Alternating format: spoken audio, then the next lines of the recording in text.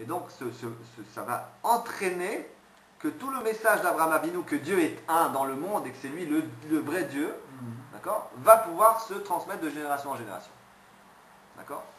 Donc, cette force-là qu'on a, que Abraham Avinu a transmis à son fils, ça se concrétise dans un contrat avec tous les biens. Il a tout donné pour ça. D'accord? Il donne tout ça à qui? À Eliezer. Eliezer, il est quoi là-dedans? Eliezer, c'est un esclave. Il ne faut pas oublier que c'est un esclave. Et qu'est-ce qu'il a comme pouvoir? Il n'a aucun pouvoir, parce que c'est marqué Abdo qu'il vous faut. Un évêque, un serviteur, c'est comme le corps du maître. Il n'a pas de pouvoir. Alors comment ça se fait qu'il envoie en shlichut? Alors il y a une version de le rabbi ramène cette idée que c'est possible qu'Abraham il l'ait affranchi pour pouvoir être un chaliach. Oui. Ou alors la deuxième réponse était que avant le don de la Torah, il n'y avait pas besoin d'un évêque, il pouvait très bien, il n'y a pas la mitzvah, il n'y avait pas tous ces détails de la mitzvah, donc on pouvait envoyer un serviteur être un chaliach. D'accord? Donc Eliezer a le statut de chaliach a priori. Ou alors, il est chatran. Est-ce que Eliezer est chaliach ou chatran? C'est-à-dire qu'il est, comme on dit, entremetteur. C'est ça? Un entremetteur qui veut faire une mitzvah et il fait un shidour entre Rivka et Yitzhak. Déjà d'être chatran. Alors, est-ce que... Non, justement, chatran c'est quoi? Alors, est-ce que c'est une shlichut ou pas? Quelle est la différence? Voilà, allez-y. C'est quoi chatran? Est-ce que tu envoies un chatran marier ta fille? C'est-à-dire tu veux que ta fille elle se marie, tu dis chatran, va chercher ma fille et va la marier. C'est ce que ça se fait ça? Non. Non? Le chatran il vient, il propose, il dit voilà, je te mets en contact entre un garçon très très bien pour ta fille et ils vont se rencontrer, ils vont aller au café, au bout de quelques rencontres ils vont se marier. D'accord? Ça veut dire quoi? C'est que le chatran, c'est quoi la définition d'un chatran, dit le rabbi? C'est que le chatran il est là pour rendre un service. Il rend un service à son ami. C'est comme ça qu'on le définit. Ça peut être contre de l'argent ou pas contre de l'argent, mais il rend un service. D'accord? Et un chaliar, c'est quoi? Il rend un service à Dieu. Non. Un chaliar, il est envoyé par son envoyeur. L'envoyeur. On va l'appeler le méchaléar. D'accord? Le rabbi remplace le terme méchaléar, c'est-à-dire l'envoyeur. Celui qui envoie son émissaire. Alors le méchaléar, il envoie le chaliar et le digne de la Torah, c'est quoi? Chaliar shel Adam kamoto. C'est-à-dire, le chaliar d'un homme est comme lui exactement. Pas comme Goufo, il a aussi... Il est comme lui, comme même Nishmato, on peut dire. Tu vois? Il est comme parce il utilise la volonté de cet envoyeur et il va la propager. Il va faire plutôt la volonté, il va la concrétiser, même si c'est dans un autre pays. D'accord? Donc, on a le chaliar, on a le eved et on a le shidour. Alors, il y a 4 éléments là. Maintenant, le premier élément, c'est-à-dire le eved, le serviteur, l'esclave. L'esclave d'Abraham, c'est Eliezer. Il va créer une unification entre Rivka et Yitzhak. D'accord? Donc, Abraham, il n'intervient plus. Le premier élément, il est de côté. Vient Eliezer, deuxième élément. Eliezer vient et va faire un shidour entre Yitzhak et Rivka. C'est quoi ce shidour?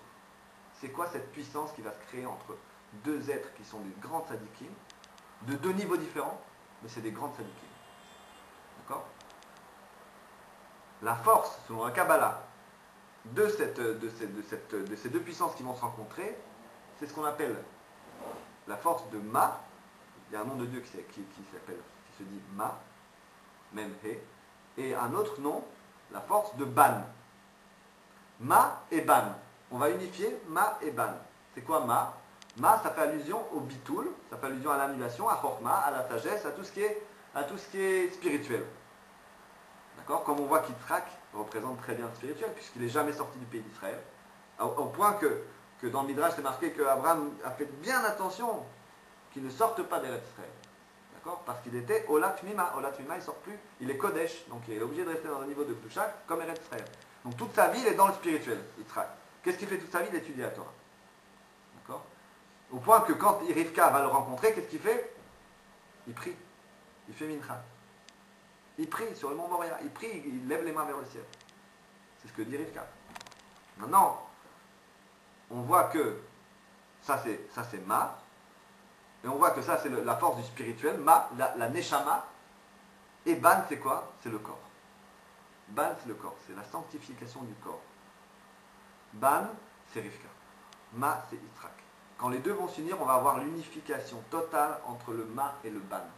C'est-à-dire l'unification entre le spirituel et le matériel, le but de la création du monde, qui va pouvoir s'inscrire dans un processus qui nous amène à la Géoula. Avant ça, il n'y a pas de Géoula, il n'y a pas d'unification, il n'y a pas de don de la Torah. Il ne peut pas y avoir de don de la Torah s'il n'y a pas cette unification minimale de Yitzhak et Rivka. Rien ne peut se faire sans eux. Et pourquoi je dis toujours Rivka avant Yitzhak? Parce que le corps, c'est lui qui fait tout le travail sur terre. Au point que dans le monde futur, la Neshama vivra du corps. Aujourd'hui, un corps sans Neshama, il est mort. Quand tu auras Mashiach, il vivra. Sans Neshama. Il n'aura pas besoin d'un Neshama. La Neshama viendra tirer sa substance du corps. Tu vois? C'est-à-dire qu'on arrive à la perfection de Isha Tesovev Gaver. C'est-à-dire que la femme entoure l'homme. La femme qui est le symbole de la matérialité, elle prépare à manger, elle allume les bougies de Shabbat, elle s'occupe des enfants, elle s'occupe du matériel, au point qu'elle dispensait des mitzvot qui ont lieu avec le temps. D'accord? Donc on a cette essence-là, avec l'essence de numéro 2, c'est-à-dire Ma. Mais quel est le niveau le plus haut? Bien sûr, c'est Malchut. Malchut, c'est la femme. D'accord? Maintenant, donc on a résolu le problème de Eliezer, on a résolu le problème de Yitzhak et de Rivka, maintenant il reste Eliezer. Donc quelle est cette histoire qu'on a dans la Torah, que Eliezer, l'histoire d'Eliezer est racontée 2 fois. Il est raconté 2 fois dans la Torah. Pourquoi? Parce qu'une fois, il raconte les faits, c'est-à-dire la Torah décrit les faits, il a prié Dieu, il a demandé que la fille vienne à sa rencontre, que l'eau monte là-bas et que la fille soit sélectionnée d'une certaine façon et qu'elle vienne à sa rencontre, il propose de l'eau pour lui et de l'eau pour ses chameaux. D'accord? Ça c'est une fois.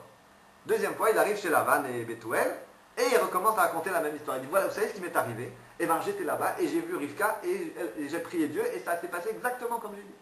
D'accord? Donc c'est sûr que quand on voit quelqu'un qui nous dit ça, on prend peur. On dit c'est un prophète ou c'est un... Attention, tu vois? Donc vraiment, Eliezer, il avait un très haut niveau, puisque lui-même, c'est la seule personne dans la Torah, on voit qu'on dépense des versets gratuitement, pour lui faire un certain kavod, pour lui faire de l'honneur, parce que c'est le serviteur d'Abraham, et qu'il a un certain statut. Non! Il est le Shaliach d'Abraham.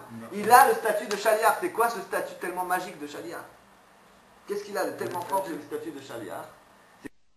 Mais Shaliach, en fait, c'est quoi le niveau de Shaliach? C'est que lui-même, à l'intérieur, le Shaliach, il fait l'unification entre Ma et Ban, entre sa Neshama et son corps. Et maintenant, on va lire un petit passage du Dvar Malchut, parce que, justement, maintenant, c'est quoi Mashiach? On va être obligé de lire un petit peu pour voir vraiment que c'est écrit là-dedans, que c'est dans le texte, que c'est le Rabbi qui parle, parce qu'on va s'apercevoir d'où jusqu'où on peut aller avec le niveau de cette unification de Ma et de Ban. Moshe Rabbeinu a dit que Mashiach serait son correspondant à des dizaines de générations plus tard, mais sa Neshama sera dans le corps du Mashiach. Donc déjà, on a un petit peu de Ma, Moshe Isha Elohim, Ma, d'accord? Sans compter que c'est marqué Shaliach shel Adam Kamoto, Shaliach shel Adam Aelion Kamoto. C'est-à-dire Shaliach shel Adam, c'est-à-dire un Shaliach, l'envoyé, l'émissaire, il ressemble à l'être humain suprême, c'est-à-dire Adam Aelion. Adam Aelion, c'est Dieu. Donc Dieu envoie un homme sur terre pour faire sa volonté. Bon, on a déjà vu ça avec Moshe, mais comme Moshe il a appelé Ish Elohim, donc ça devient le Ma. Et le Mashiach, et donc Elohim qui s'habille dans Moshe, va être habillé dans le Mashiach. Même plus que ça encore, puisqu'il ressemble à l'Éternel, à Dieu lui-même, tel qu'il est en haut. Et même plus que ça. Alors ça veut dire quoi? C'est quoi le niveau de Mashiach? Puisqu'on arrive à des niveaux où là, Moshe étant un homme Dieu, c'est-à-dire que Dieu s'habille en lui en permanence, Dieu lui parle de face à face. Et on a la définition dans le Rambam de Mashiach, c'est qu'il est au-dessus de Moshe Rabbeinu.